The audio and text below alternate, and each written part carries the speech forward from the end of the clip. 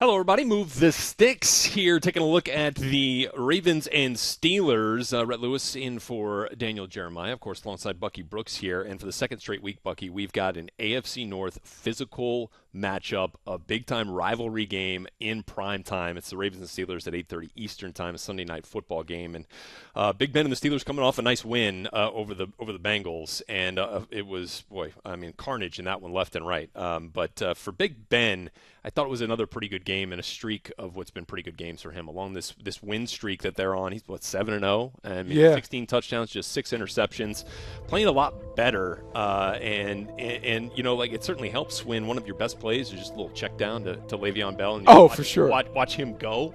But I still feel like the best is yet to come for the Steelers offense. Oh, I absolutely agree with you. I think this was the offense that we're beginning to see that we expected coming into the year.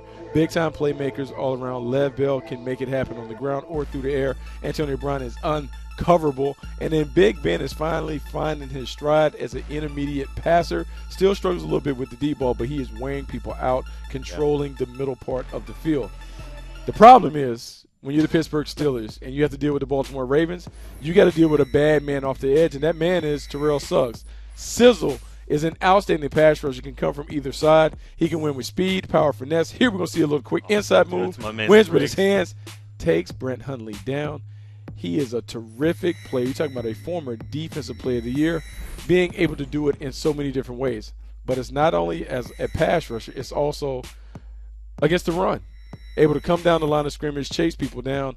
Sizzle is outstanding, really controlling the game. And we talk about being able to close it. This last clip here, just coming off the edge, they try and create a little pressure, but he will find his way to kind of squirrel and get to the quarterback. Terrell Suggs can single-handedly control the game in the line of scrimmage. They have to get this kind of effort and production from him to get Big Ben down the ground. Needed even more this week to help cover up whoever's going to come in for Jimmy Smith, now out for the year with the ruptured Achilles tendon. Not a big loss for the Ravens. So who are you picking, pal? You know, I'm going with the Pittsburgh Steelers. Ravens on a roll, though. They are on a roll, but they haven't faced a big-time quarterback. I'm saying that quarterback play makes the difference. I'm not confident in the Ravens being able to score.